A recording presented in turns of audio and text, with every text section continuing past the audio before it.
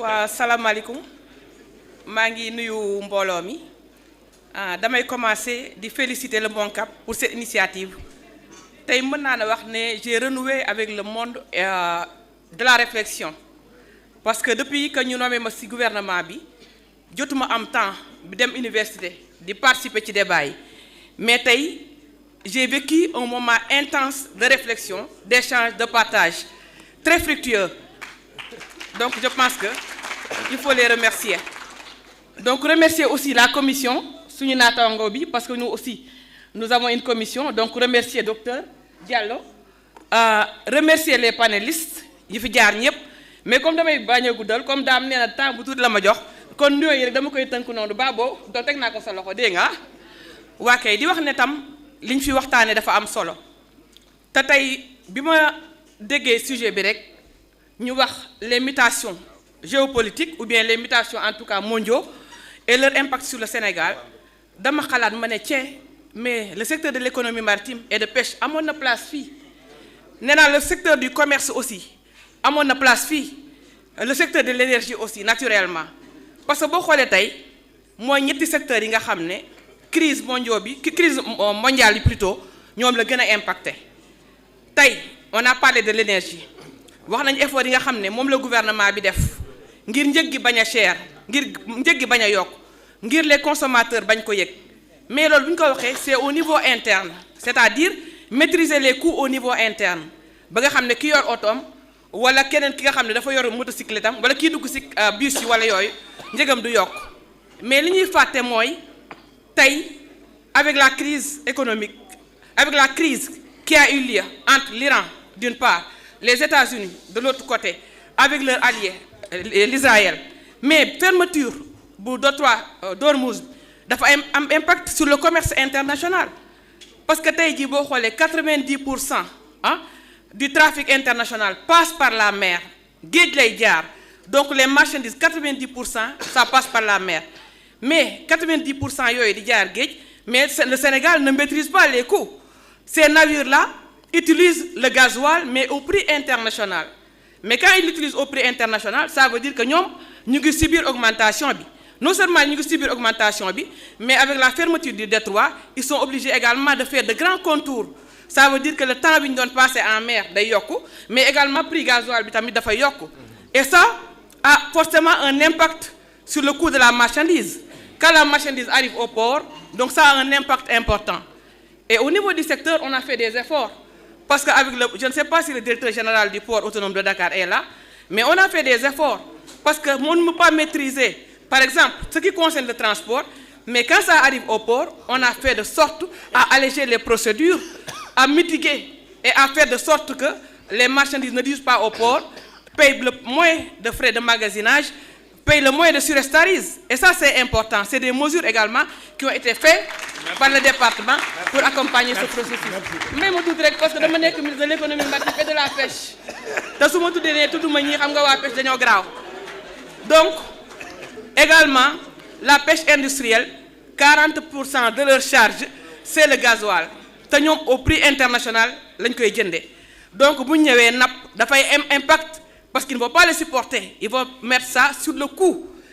donc de revient donc ça veut dire c'est le consommateur final et c'est l'État est en train ñun de les accompagner voir dans quelle mesure nan lañ mën a abandonner yenn taxi nag lañ leen mën a jàppale ba nga xam ne tey jën bi dinañ ko mën a indi en abondance vraiment sans que waaw daam am naa benn bu important bàyyi rek may ma boobu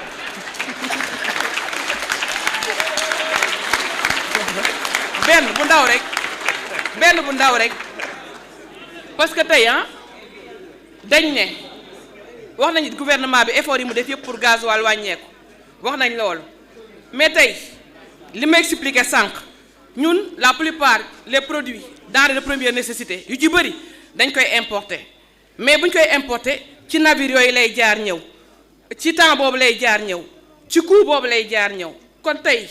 gasoil rek lañ wax mais lu tax ceeb yokkul lu tax dëwlin yokkuwul lu tax leneen ak leneen yokkuwul moo wane effort bi gouvernement bi di def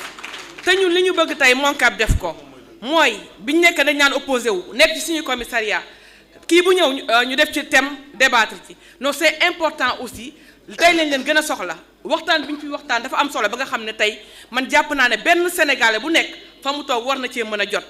te loolu lan moo koy def communication bi vulgarisation bi il faut que ñuy comprendre jafe-jafe yi nga xam ne moo am yi nga xam ne du coobare état ak effort yi nga xam ne état moo ngi ko ciy def c'est très important maa ngi leen di sant di leen gërëm. jërë ngeen jëf.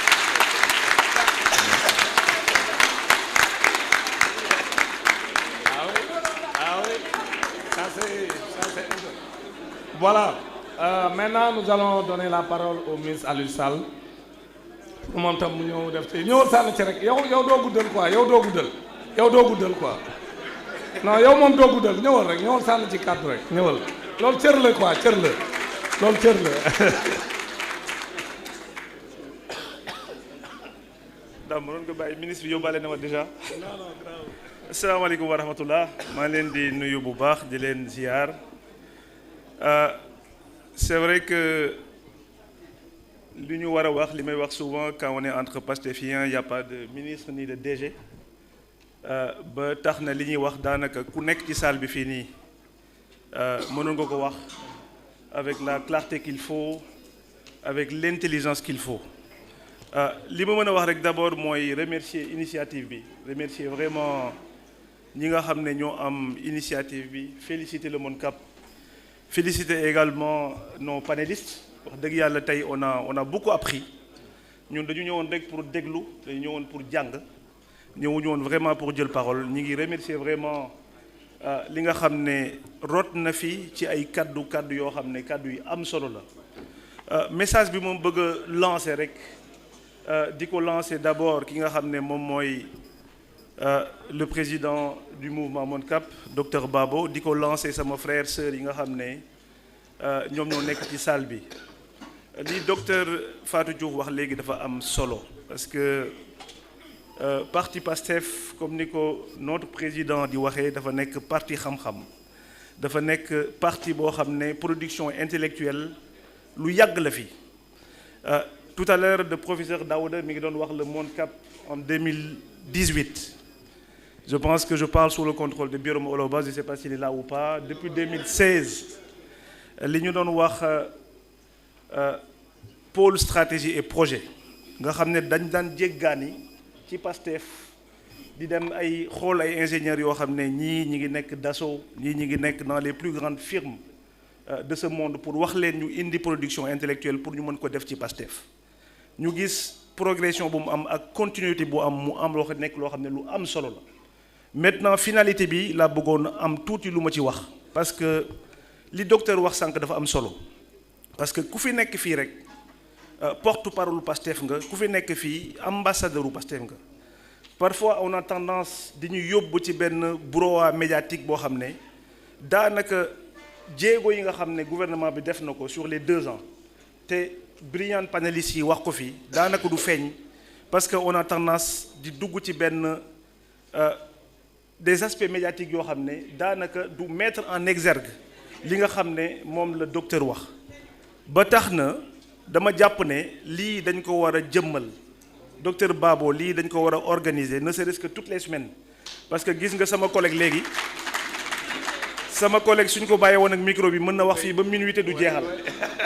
et de la même manière muy député yi muy DG yi nekk ci salle bi muy ministre yi muy képp koo xam ne am nga responsabilité dans l'État ba ci député yi am nga loo xam ne war nga ko wax sénégalais yi moo tax may ñaan rek ñu bu fekkee ne mën nañ ko jëmmal à défaut de l'organiser tous les mois ñu indi képp koo xam ne am nga xam-xam ci PASTEF am nga des responsabilités nga mën a wax sénégalais yi li nga xam ne moom nga dund sur les 2 ans pour le redressement économique et social de ce pays loolu dina tax ñu mën a vulgariser ba peut-être que sunu xale yi nga xam ne amuñu benn responsabilité bi nekk ci internet bi dinañu mën a am peut-être des éléments assez probants pour mën ko wasaare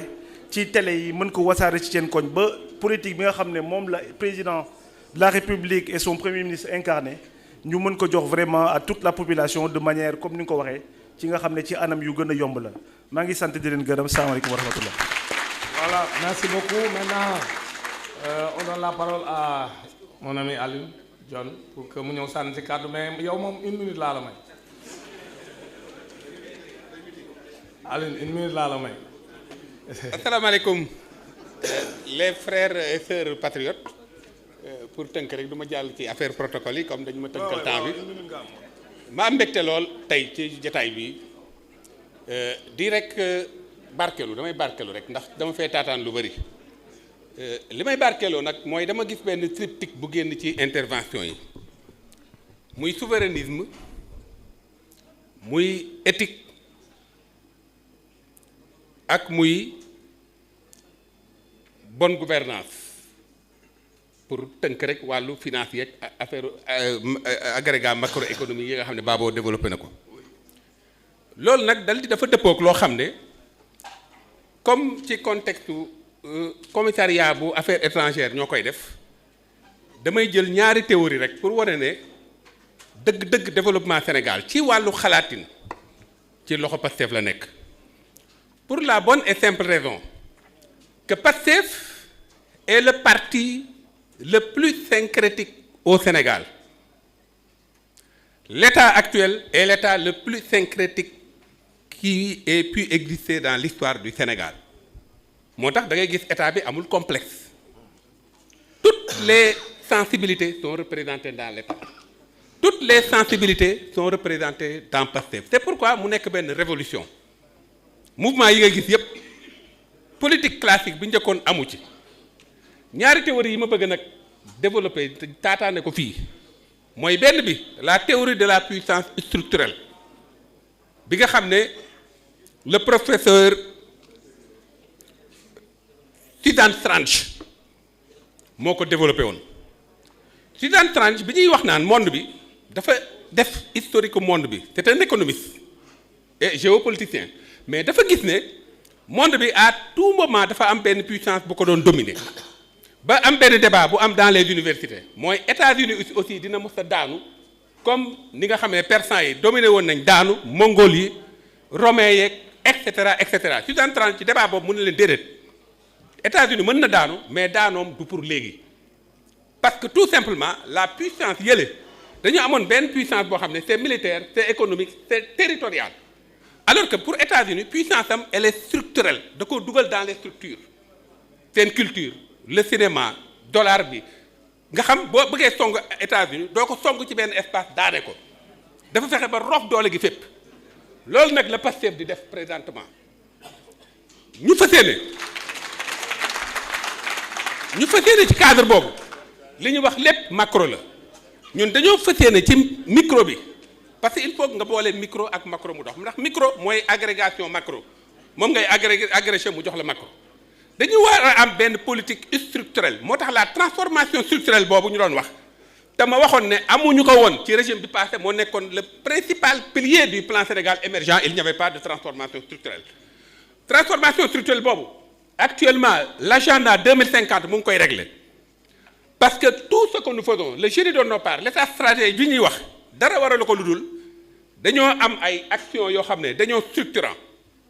on parle de projet cataclysmique. On est dans l'urgence, on est dans tout ce qui va dans le sens du maîtrisable et on est dans l'accessible. C'est pourquoi c'est une politique qui est dans la transformation structurelle, moom ngeen dégg ñu naan transformation systémique, l'urgent, le maîtrisable, l'accessible et le structurant ñeent yooyu kon loolu mooy li nga xam ne dama ko jàngate ci débat bi pour bañ a guddal di leen wax asalaamaaleykum wa rahmatulahi taala wa barakaatu. Voilà, merci. Maintenant dañuy jox parole ki nga xam moo ñu fi dalal aussi parce que je sais